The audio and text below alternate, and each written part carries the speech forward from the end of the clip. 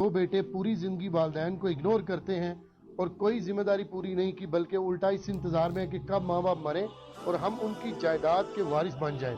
क्या ऐसी औलाद को माँ बाप डिसऑन यानी आग करने का शरई हक रखते हैं? शरीयत तो कोई नहीं, शरीयत तो आपको इजाजत नहीं देती है, क्योंकि शरीयत में माल का मालिक अल्लाह है। ठीक, औलाद को, लेकिन पाकिस्तानी कानून में वजूद है कि आप आग कर सकते हैं, लेकिन वो गलत कर रहे हैं। इस्लाम में माल का मालिक कौन है? अल्लाह, और वो अल्टीमेटली वारिस के पास चली जाती है। अलबत्ता सही बुखारी में हदीस है, अल्लाह ने वारिस का हक कुरान में बयान कर दिया सूरह निसा के, कोई शख्स अपने वारिस के लिए वसीयत न करे, लेकिन अदर देन वारिस कर सकता है, और वो भी 1/3 माल। बुखारी मुस्लिम में आता है 1/3 माल आप किसी और को वसीयत कर दें, 2/3 तो अल्टीमेटली आपकी वारसों में तकसीम होना है। ऐसी औलाद यहां तक क्यों पहुंची है? सर, इसमें माँ बाप का कसूर है। माँ बाप की भी जब औलाद बड़ी होती है और माँ बाप बूढ़े होते हैं, तो उनको फिर माँ बाप के हुकूक याद आना शुरू होते हैं। पहले तो उनसे हम ये पूछेंगे उन्होंने अपने माँ बाप के साथ क्या किया, तो आपको जब वो आप रिवर्स करेंगे तो बिल्कुल फोटोकॉपी चल रही होगी। दूसरा, क्या उन्होंने अपनी औलाद की अच्छी तरबियत की थी? अच्छी तरबियत करेंगे दीन के मुताबिक, तो दीन ही हक बताता है ना।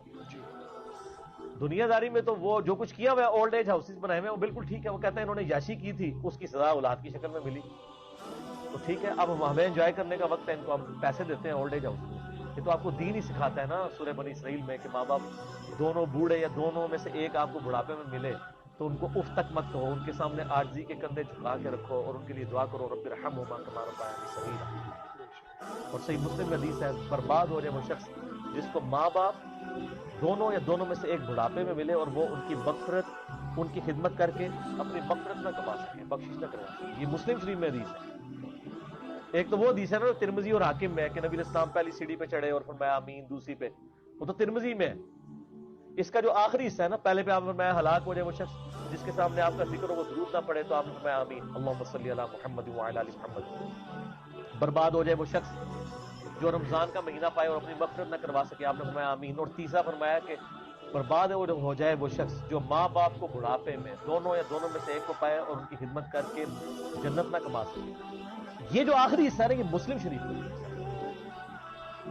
तो फिर बुखारी मुस्लिम की हदीस है कि एक सहाबी ने पूछा मुझ पर सबसे ज्यादा हक किसका? फरमाया तेरी माँ का। पूछा उसके बाद, फरमाया तेरी माँ का, फिर तेरी माँ का, चौथी दफा फरमाया तेरे बाप का। लेकिन माँ बाप के हुकूक में कतल ये नहीं है कि आपने उनकी गैर इस्लामी बातें भी मान ली। वो तो सही बुखारी में हदीस है कि मारूफ में इताअत है, मासियत के कामों में मखलूक की इताअत कोई नहीं। हत्ता कि सर सही बुखारी मुस्लिम में हदीस है, नबी इस्लाम ने फरमाया जिसने मेरे अमीर की इताअत की उसने मेरी की, और जिसने मेरी की उसने अल्लाह की की, और जिसने मेरे अमीर की, बनाए हुए अमीर की, जो मैं जिसको असिस्टेंट बना के भेजूं, नाफरमानी की उसने मेरी की, और जिसने मेरी की उसने अल्लाह की की। और बुखारी मुस्लिम में हदीस है कि आप इस्लाम ने काफिला रवाना किया, उस पर एक अमीर बनाया, उसने रास्ते में कहीं जाके ना लकड़ियां जलाई और सबको हुक्म दिया कि इन लकड़ियों में, आग वाली लकड़ियों में छलांग लगा दो, क्योंकि मैं तुम्हारा अमीर हूं और मेरी इताअत जो है तुम पे वाजिब है। वो सर मुकल्लिद नहीं थे ना, बुजुर्गों के मानने वाले नहीं थे ना, वो अल्लाह नबी के मानने वाले थे। हालांकि उनको वो बुजुर्ग हुक्म दे रहा था कि आपके सारे बुजुर्ग मिलके उसकी जूतियों के बराबर नहीं हो सकते। उन्होंने कहा क्यों? खुदकुशी तो नहीं करेंगे, अल्लाह रसूल की नाफरमानी है। उनका मैं तेरा अमीर हूं, उन्होंने कहा बेशक अमीर होगा, अमीर का हुक्म अल्लाह रसूल के अंडर अंडर। आपके पीरों के कहने पे बच्चे जमा हो रहे हैं सर, ठीक है। तो वापसी पे मुकदमा नबी इस्लाम के सामने पेश हुआ। आपने फरमाया अगर तुम उस आग में छलांग लगाते तो दोज़ख की आग में ही जाके निकलते। हाय हाय हाय हाय, तकलीद का भी जनाजा निकल गया। वो आग ते जली सी ना, तकलीद में भी आग लग गई इस हदीस नाल कि आप अंधे बन के किसी शख्स के पीछे नहीं चल सकते, सिवाय एक ऐसा शख्स जिसके पीछे आप आंखें बंद करके भी चल सकते हैं। उसके पीछे भी कहा गया सूरह यूसुफ में, क्या नबी फरमा दो कि मैं और मेरे साथ पूरी बसीरत के साथ इस दीन पे, और वो शख्स है मोहम्मद रसूलुल्लाह, मा वल्ला साहिबुकुम वमा गवा, तुम्हारे नबी ना कभी बह के हैं और ना कभी बेना चले। उनके बारे में भी आ रहा है कि बसीरत के साथ है, हालांकि उनके पीछे तो हम आंखें बंद करके चले, लेकिन इंसान को अल्लाह ने एक अजमत दी। इस तरह के जो माँ बाप हैं वो अपनी औलाद की अगर तरबियत सही की होती तो उनके काम आती।